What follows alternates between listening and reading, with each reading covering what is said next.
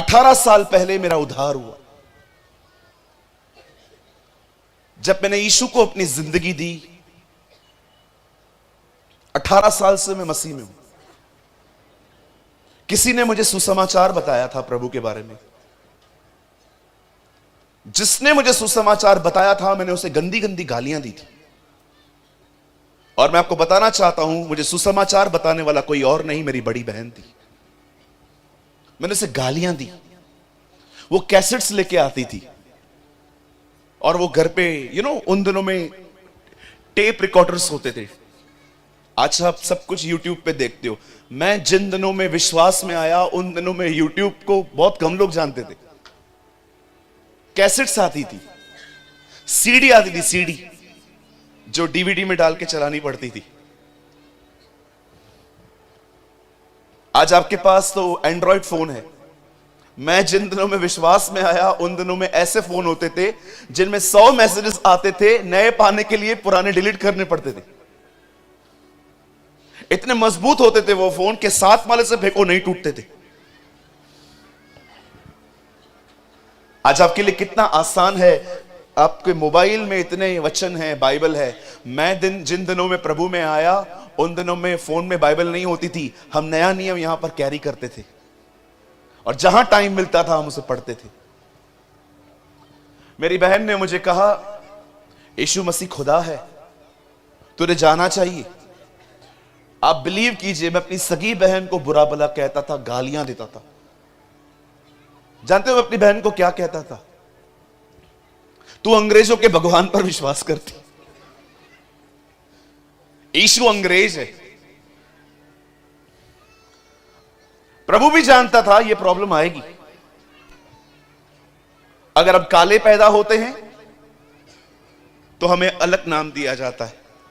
हम गोरे पैदा होते हैं तो हमें कहा जाता है अब अंग्रेज हो। प्रभु ने कहा लफड़ाई खत्म कर देता हूं। प्रभु की चमड़ी ब्राउन थी। आप पढ़ के देखिए इतिहास, यहूदी ब्राउन होते। प्रभु ने कहा ना मैं कालों में जन्मा हूं ना मैं सफेद पे जन्मा हूं, मैं ब्राउन में जन्मा हूं, तुम लड़ते रहो। मैंने अपनी दीदी को बोला नहीं नहीं ये अंग्रेज है, इससे प्रार्थना भी अंग्रेजी में ही करनी पड़ेगी। हमें लगता है अंग्रेजों ने प्रभु यीशु मसीह की ठेकेदारी लेके रखी है कि जो भी लोग यीशु को जानना चाहते हैं हमारे पास हो। लेकिन एक टाइम ऐसा आया जब मैं अपने जीवन में टूटा। मैं आपके सामने खड़ा हूं, मुझे कोई परमेश्वर की भूख और प्यास नहीं थी। मैं उसे ढूंढ नहीं रहा था। मैं अपनी तकलीफों को ठीक करवाने के लिए वहां गया था। मुझे लगा सबको पैसे देके रखे, उसने भी ले लिए, इसने भी ले लिए, इसने भी ले लिए, चले काम करते, यीशु के पास भी जाके देखते। और मैं वहां पर गया। 6 महीने में मेरी जिंदगी बिल्कुल ठीक हो गई, सब ठीक हो गया। बट 6 महीने में मैंने परमेश्वर को बहुत गहराई से जान लिया। मैं आप में से हर एक को कहना चाहता हूं, आप बिलीव कर सकते हैं? आपके यहां पर एक स्लोगन चलता है, छत्तीसगढ़िया सबसे बढ़िया। कहते हैं ना? कहते नहीं कहते? मैं आपको बताना चाहता हूं, यीशु छत्तीसगढ़िया है। ब्रदर क्या बोल रहे हो, मार खिलाओगे तुम? मैं कैसा हूं ये छत्तीसगढ़ में आप कैसे बोलेंगे? हाँ सॉरी, मैं कैसे? हवा हवा, ठीक है ठीक है।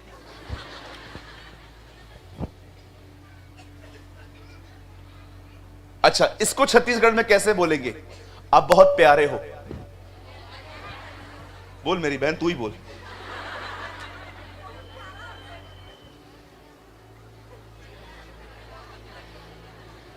बस बस ठीक है। मैं आप में से हर एक को कहना चाहता हूं, आप आज रात को घर जाइए, छत्तीसगढ़ की भाषा में प्रभु से प्रार्थना करिए, वो सुनेगा। रुकिए, मैं क्या साबित करना चाहता हूं? जो एक ही भाषा समझे वो एक ही जाति का खुदा है। जो सारी भाषाओं को समझता है वो परमेश्वर होता है।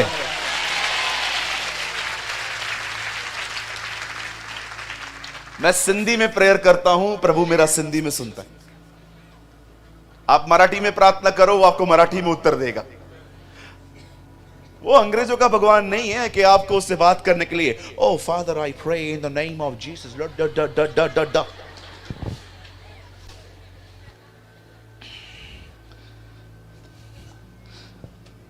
साबित करके दिखाओ ये अंग्रेजों ने लिखी है, ये हिंदी में है।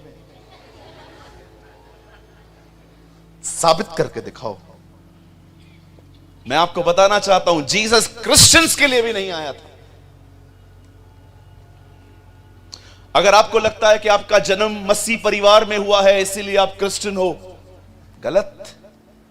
न यीशु क्रिश्चियंस के लिए आया, न यीशु गुजरातियों के लिए आया, न यीशु सिंधियों के लिए आया, न वो हिंदूस के लिए आया, न वो मुस्लिम्स के लिए आया। बाइबल बताती है वो जगत के पापियों के लिए आया। अगर आप अपने आप को मानते हैं कि आप एक पापी व्यक्ति हैं और आपको एक उद्धारकर्ता की जरूरत है, मैं आपको बताना चाहता हूं आप सही जगह पे आए हुए। जब मैंने यीशु को पहचाना तब मुझे समझ में आया पतरस क्यों चुप नहीं रहा। आप बिलीव कर सकते हैं जो व्यक्ति अपने परमेश्वर को जानता है वो चुप रह ही नहीं सकता। इसलिए यीशु ने कहा अगर तुम चुप रहोगे ये पत्थर चिल्लाएंगे। आज जिस परमेश्वर का आदर पतरस ने किया, यह कहकर उन्हें कि हमसे तो यह नहीं हो पाएगा कि हम चुप रहें, हम तो कहेंगे, और उन्होंने बाहर जाके उसके नाम को और प्रोक्लेम किया। आज जैसे पतरस ने उसे आदर दिया, मैं आपसे नम्र निवेदन करता हूं आज यहां पर जितने भी लोग आए हैं उसके वचन का आदर करना। आज जो वचन आपके पास आए उसको ऑनर करना, उसकी इज्जत करना। मैं आपको सच कहता हूं बाइबल बताती है बहुत से लोग इन बातों को सुनना चाहते थे, देखना चाहते थे, पर वो न देख पाए। हम कितने आशीषित हैं कि जो बातें नबी नहीं सुन पाए आज हम वो सुन रहे हैं। प्रॉफिट्स जो भविष्यवक्ता थे ना, बाइबल बताती है वो इस समय की जांच पड़ताल कर रहे थे। लिखा है उन्होंने उस अनुग्रह के विषय में लिखा जो तुम पर होने वाला था। जरा सोचिए, वो तरसते थे खुदावन यस्सु के बारे में सुनने के लिए। लेकिन आज हम लोग कितने ब्लेस्ड हैं कि आज हम अपने उद्धारकर्ता के बारे में सुनते हैं। क्या आप तैयार हैं? क्या हम शुरू करें? चलिए मेरे साथ खोलिए द बाइबल, गिलातियों की किताब खोलिए सब। Open with me the book of Galatians.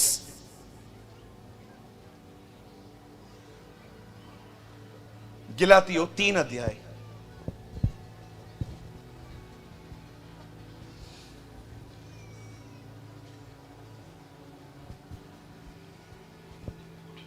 O thank you Lord Jesus, धन्यवाद यीशु।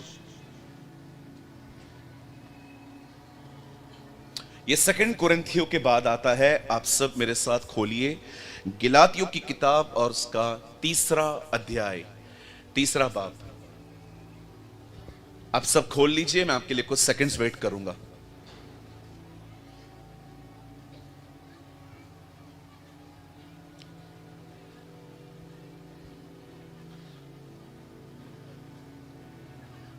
और मैं आपके लिए पढ़ रहा हूं 3 अध्याय का।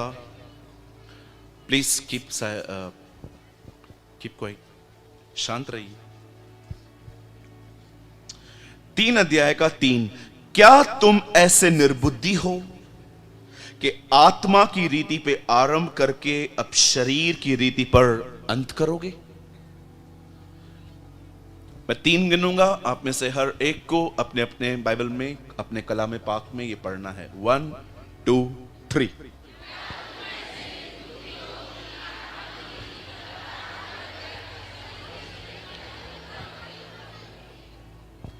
ओके, जितने लोग वहां बैठे हैं पीछे तक, गेट तक, सामने देखिए।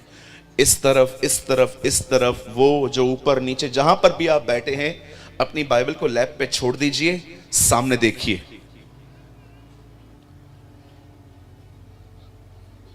आज से बहुत साल पहले बाइबल बताती है एक विरोध करने वाला व्यक्ति, उसने प्रभु यीशु मसीह को स्वीकारा। पहले उसका नाम शाऊल था, बाद में विश्वास के बाद वो पौलुस नाम से ठहराया गया। उस बंदे ने एक कलीसिया बनाई जिसका नाम था गिलातियो, और वो उस कलीसिया को एक वचन लिखता है,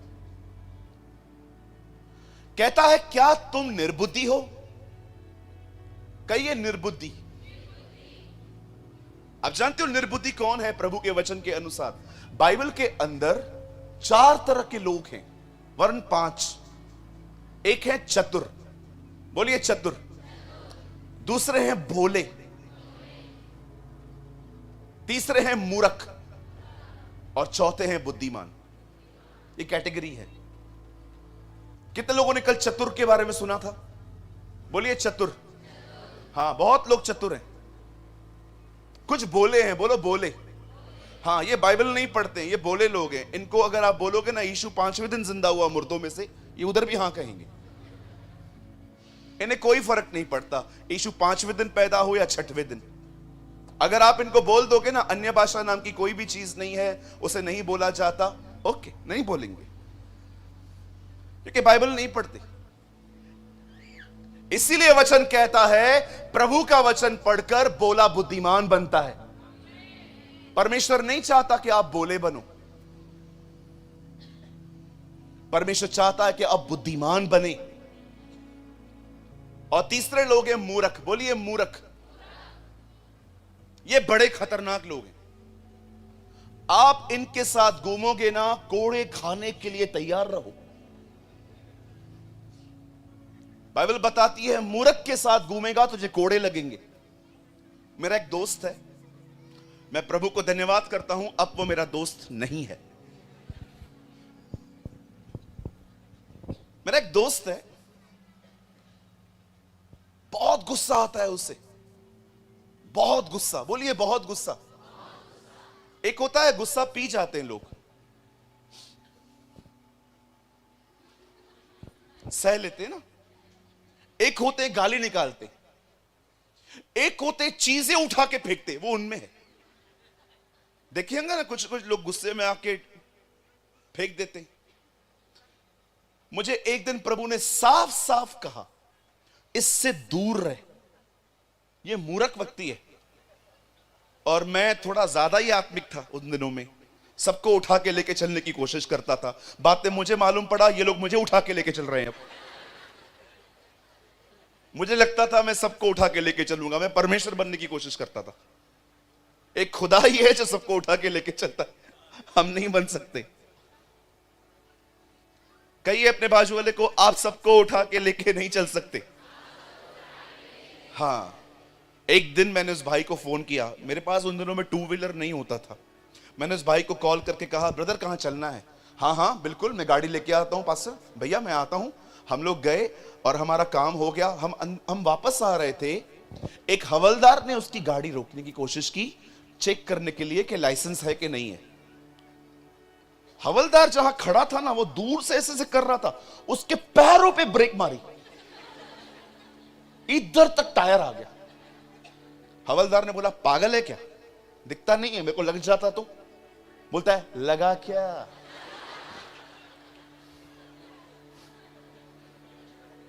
हवलदार नीचे उतरा, उसको ऐसे चमाट मारा और दूसरे ऑफिसर को बोला दोनों को अंदर ले जाओ। मैंने बोला यार मैंने क्या किया? मुझे प्रभु ने कहा घूम और मूर्ख के साथ घूम, ले जाओ, दोनों को ले जाओ।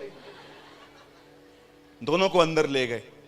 मैंने उनको बोला अंकल मुझे माफ कर दो, मैं कभी पुलिस स्टेशन देखा भी नहीं है, मैं शरीफ बंदा हूं, मेरा बाप शरीफ है, हम लोग शरीफ खानदान से है, तो तुम इसको समझाया क्यों नहीं? मैंने कहा अंकल मैं खुद पागल हूं, उसके साथ घूमता हूं, अभी हमको जाने दो। तो बात में आप बिलीव कीजिए मैं पैसा दे के छूटा। मैंने उस दिन घर पहुंच के उसको मैसेज किया तेरा मुझसे कोई नाता नहीं। बोलिए मूर्ख। थोड़ा मूर्खों से दूर रहो। जानते हो क्यों? मूर्खों ने ठान लिया है पैर छिलवा के ही सीखेंगे। एक होते हैं ना, आप किनको समझा सकते हो कि आगे रास्ता बंद है, मत जा, गिर जाएगा। मूर्ख बोलेगा नहीं, मैं जाएगा, मैं गिरेगा, मैं धक्के वक्के खा के फिर सीखूंगा। इसलिए लिखा है मूर्ख कोड़े खा के सीखता है। पर जानते हो हमें परमेश्वर ने क्या बनने के लिए चुना है? अपना हाथ उठाइए, कहिए बुद्धिमान। हाँ, बुद्धिमान कौन होते हैं? बुद्धिमान वो लोग होते हैं जो सामने वाले को देखते हैं कि ये कैसे गिरा है, उसमें से सीख लेते हैं। परमेश्वर ने क्यों अपने लोगों की गलतियां बाइबल में लिखी हैं? ताकि हम इनसे सीखकर बुद्धिमान बने। लेकिन अगर आप इनमें से भी नहीं सीखोगे, आप मूर्ख हो। इसीलिए यीशु ने मत्ती 5, 6, 7 प्रचार करने के बाद कहा, बुद्धिमान है वो व्यक्ति जो मेरी बातों को सुनता है, मानता है। उसने अपना घर चट्टान पर बनाया है। आंधी आएगी, तूफान आएंगे, पर वो घर नहीं गिरेगा, क्योंकि वो घर चट्टान पर बना है। Be a wise person. गिरने के लिए इंतजार मत करो, सीख लो। कैसे दाऊद छत पे गया, उसने औरत को देखा, उसके अंदर गंदे ख्याल आए, वो गिर गया। सीखो वहां से आंखों को कैसे डिसिप्लिन में रखा जाता है। लर्न। ये वो दिन नहीं है कि हमें सोना चांदी चीजों के पीछे भागना है। ये वो दिन है जब हमें अपने परमेश्वर की तरह बनना है। आमीन। अब देखिए पौल यहां पर क्या कहता है। संत पौलुस यहां पर लिखते हैं, हे निर्बुद्ध गिलातियों। वो कहता है ऐसे लोगों जिनमें बुद्धि नहीं है, किसने तुम्हें मोह लिया? Who attract you? किसने तुम्हें मोह लिया? उसके बाद वो कहता है, ये क्या सुन रहा हूं मैं? शरीर के आत्मा से शुरू किया था, शरीर पे अंत कर रहे हो। इसका मतलब क्या है? वो कहता है तुमने आत्मा से शुरुआत की थी। मैं तुम्हारे पास आया था, मैंने तुम्हें यीशु के लिए बताया था, तुम्हें पवित्र आत्मा मिला था, तुम पवित्र आत्मा से भर गए थे। लेकिन अब मैं क्या देखता हूं, तुम वापस उन चीजों के पीछे चल रहे हो जो चीजों के पीछे चलने के लिए मैंने मना किया था। सुनिए, हमेशा याद रखिए, महत्वपूर्ण यह नहीं है आपने कैसे शुरुआत की थी, महत्वपूर्ण यह है आप अंत कैसे करोगे। मैं फिर से कहूं, यह इंपॉर्टेंट नहीं है कि आपने कैसे शुरुआत की थी, इंपॉर्टेंट यह है आप अंत कैसे करोगे। आप में से यहां बहुत लोग होंगे जो परमेश्वर से पहले बहुत प्रेम करते थे। कौन आया आपकी जिंदगी में जो आप ठंडे पड़ गए? कोई लड़का, फोन, कपड़े, ये दुनिया का प्यार। कहां गए वो दिन जब आप रोते थे आराधना में, आप सुबह सुबह उठ के खुदा के साथ बैठते थे? आज आप इतने ठंडे हो गए हो कि आज आप प्रभु की तरफ बढ़ भी नहीं पाते। कौन आया आपके बीच में? आज से बहुत साल पहले परमेश्वर इब्राहिम से मुलाकात करता है, उसको कहता है मैं तुझे बेटा दूंगा। बेटा पाने के बाद इब्राहिम खुदा से ही दूर हो गया। एक दिन परमेश्वर आके कहता है, इब्राहिम मुझे अपना बेटा वापस दे, उसे बलिदान कर। लोगों को लगता है परमेश्वर इसहाक को मारना चाह रहा था। नहीं मेरे भाई, नहीं मेरी बहन, परमेश्वर इसहाक को नहीं मार रहा था, परमेश्वर इब्राहिम के अंदर इसहाक को मार रहा था। जब परमेश्वर ने देखा कि एक बंदे ने इसके अंदर घुसकर मेरी जगह ली है, तब परमेश्वर ने उससे कहा अपना बेटा दे। जिस दिन इब्राहिम पूरी तरह से कन्विंस हो गया कि हां मैं बेटा दे दूंगा, उसका वो जगह खाली हो गया। उस दिन परमेश्वर ने उससे कहा अब मुझे तेरा बेटा नहीं चाहिए, क्योंकि मैं जान गया हूं तू मुझसे प्यार करता है। You must understand young girls and boys, आज जितने जवान भाई बहन यहां पर बैठे, अपने लाइफ में ये प्रिंसिपल बनाइए, यीशु और आपके बीच में जो कोई आएगा उसे ठुकराना सीखिए। प्रेम सिर्फ चुप रहना नहीं होता, प्रेम सिर्फ गीत गाना नहीं होता, प्रेम सिर्फ कलीसिया आना नहीं होता। प्रेम जुनून है, प्रेम भूख और प्यास है, प्रेम आपको उसकी संगति में बिठाता है, प्रेम आपको उसकी और निहारना सिखाता है। That is love. ये दो गीत गा के आप प्रभु से प्रेम नहीं कर सकते। सुर निकालना सब कुछ नहीं है। Love is passion, love is longing, love is hungerness. प्रेम भूख होनी चाहिए। प्रेम आपको रहने नहीं देता जब तक वो आपसे बात न करे। आज बहुत से लोग हैं जिनकी शुरुआत बहुत अच्छी थी, अंत खराब हो रहा है। आप देखिए आजकल कलीसिया के अंदर, बहुत सारी जगहों के अंदर आप देखिए हालात क्या हैं। लोग चलती हुई सभा में फोन यूज करते हैं। कलीसिया के अंदर लड़के लड़कियां बात करते हैं गलत बातें।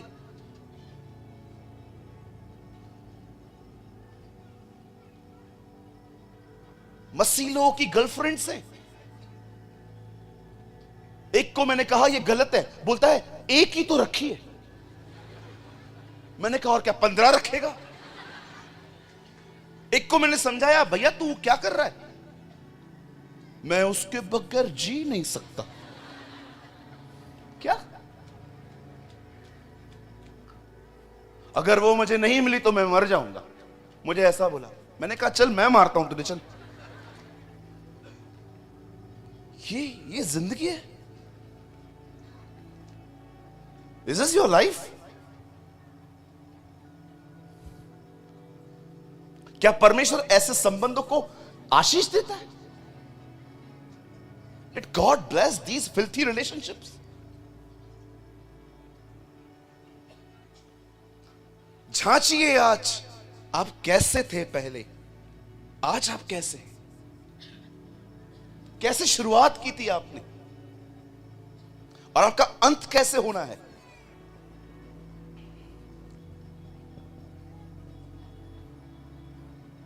बाइबल बताती है एक दिन शाऊल राजा अपनी सेवकाई में खत्म हो गया। जब उसका आज्ञा पालन खत्म हो गया, परमेश्वर उससे फेडअप हो गया। फेडअप का मतलब होता है परमेश्वर ने उस पर आशा छोड़ दी। परमेश्वर ने देखा ये बंदा मेरे खिलाफ काम करता है, और बाइबल बताती है उसने एक लड़के का अभिषेक किया जिसका नाम था दाऊद। आप जानते हो दाऊद का अभिषेक हुआ, दाऊद ने गोलियत को मारा, एक बड़े दानव को। उसने सिकलग में लड़ाइयां जीती, उसने ए नगर जीता, उसने हेब्रोन जीता, उसने पूरे इज़राइल पर जंगे कर करके फतेह पाई, उसने सब कुछ किया। पर आप जानते हो यही दाऊद जब अपने बेटे के डर से यरूशलेम छोड़ के भाग रहा था, तब भागते भागते उसे एक व्यक्ति मिलता है। उसने उसे कहा तू कुत्ता है। उससे दाऊद को पता है क्या कहा? You are a dead dog, तू एक मरा हुआ कुत्ता है। उसने, वो शाऊल के खानदान का था, और वो उसे ऐसे से कह रहा था। योआब उसका सेनापति वहीं खड़ा था, वो दाऊद को कहता है तू बोल, मैं इसके सर को अलग करके आऊं धड़ से। दाऊद कहता है नहीं, रहने दे, प्रभु ने इसको अलाउ किया है मुझ पे चढ़ाई करने के लिए। कितना दाऊद यहां पर आत्मिक दिखता है कि वो क्षमा कर रहा था। लेकिन यही दाऊद जब मरने पर था, अपने बेटे सुलेमान को कहता है सुन, तुझे एक काम करना है। पापा क्या? Go and kill this grey hair man, जा उस पक्के बाल वाले शिमी को मार दे। आप बिलीव कर सकते हैं एक व्यक्ति ने शुरुआत कैसे की थी? गोलियत को मारा, पूरे इज़राइल पर फतेह हासिल की। वो इतना शुद्ध व्यक्ति था कि 13 साल तक उसके ससुर ने उसे परेशान किया, और उसकी मौत पर वो विलाप कर रहा था कि वो क्यों मरा। आप जानते हो उसका अंत कैसे हुआ? किसी को क्षमा न करके। ये उसका अंत था। बहुत लोग बिलीव ही नहीं करते। दाऊद जिसके गीत गाते हैं हम, ओ मेरा कटोरा उमड़ रहा है, उसका लेखक, हां उसके लेखक का अंत ऐसे हुआ। सुलेमान, जानते हो उसकी शुरुआत कैसे हुई? लड़का था वो, उससे प्रार्थना की प्रभु से। आप विश्वास करेंगे सुलेमान ने परमेश्वर से मुलाकात की थी। लिखा है प्रभु उसके सामने प्रकट हुआ और प्रभु ने उसको बोला, बोल तुझे क्या चाहिए। वो कहता है, प्रभु तेरी इतनी बड़ी प्रजा है, इनका न्याय करने के लिए, इन्हें समझने के लिए मुझे बुद्धि दे, मुझे समझ दे, अच्छा विवेक दे। परमेश्वर उससे कहता है, मैं तुझे दूंगा, लेकिन जो तूने नहीं मांगा है ना, मैं तुझे वो भी दूंगा। मैं तुझे पैसे दूंगा, मैं तुझे महिमा दूंगा। आप सोचिए एक आदमी की शुरुआत क्या हुई। खुदा उससे मिला और वो लड़का इज़राइल को संभालता था। पर जानते हो, इसी लड़के ने एक अन्य जाति स्त्री से शादी की। जैसे आज भी मसीह लोग अन्य जातियों में शादियां कर रहे हैं, वो मसीहों से नहीं किसी से भी शादी कर लेते हैं। और आपको पता है, इस लड़के ने एक अन्य जाति लड़की से शादी की और उस लड़की ने उसे मूर्ति पूजा करवाई। और आप जानते हो, दाऊद का बेटा लास्ट में मूर्ति पूजा करने लगा। क्या शुरुआत थी इन लोगों की। They killed the giants. उन्होंने दानवों को मार दिया। इस लड़के को देखो, प्रभु से मिला था और अंत में आप जानते हो 1000 औरतें थी उसके पास, 300 बीवियां, 700 रखेलियां। अपने भोग विलास के लिए इतनी लड़कियां रखी उसने।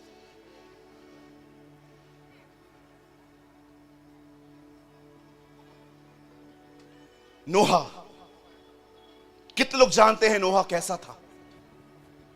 एक ऐसा व्यक्ति जिसे परमेश्वर बात करके कहता है, सुन, ये पूरा नगर, ये पूरी दुनिया पाप कर रही है। लड़का लड़के से शादी कर रहा है, लड़कियां लड़कियों से शादी कर रही हैं, पूरी फॉर्निकेशन बड़ी पड़ी है। मैं इस नगर को, सब पूरी दुनिया को खत्म करने पर हूं, पर तू बोर्ड बना, मैं तुझे बचाऊंगा।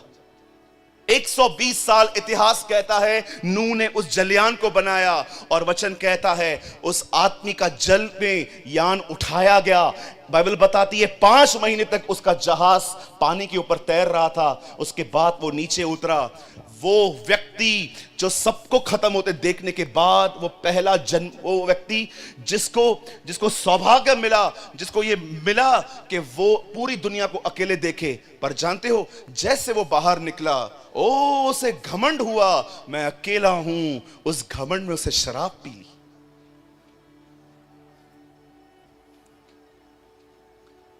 शराब पीने के बाद बगैर कपड़ों के सो गया। उसके बड़े बेटे ने हर एक को बता दिया, लेकिन छोटे ने उसके तन को ढांका। आप बिलीव करेंगे, वचन कहता है उसने अंत के दिन में शराब पी।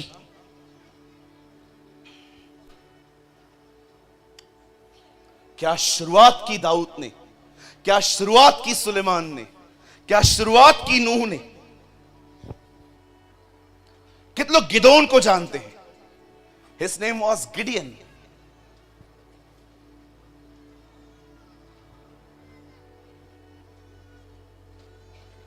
उन दिनों में इज़राइल के लोग गुलामी में थे,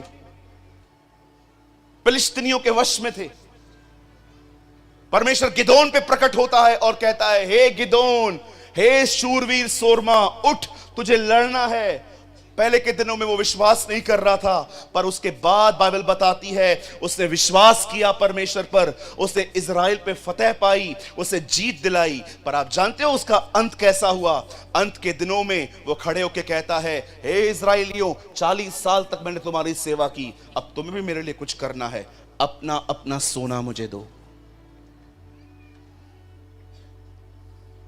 भरी पड़ी है बाइबल ऐसे लोगों से जिनकी शुरुआत आत्मा में हुई, अंत शरीर में हुआ। और बताऊं, यहोशाफात, वचन कहता है वो उपवास रख के प्रभु को ढूंढने वाला व्यक्ति था।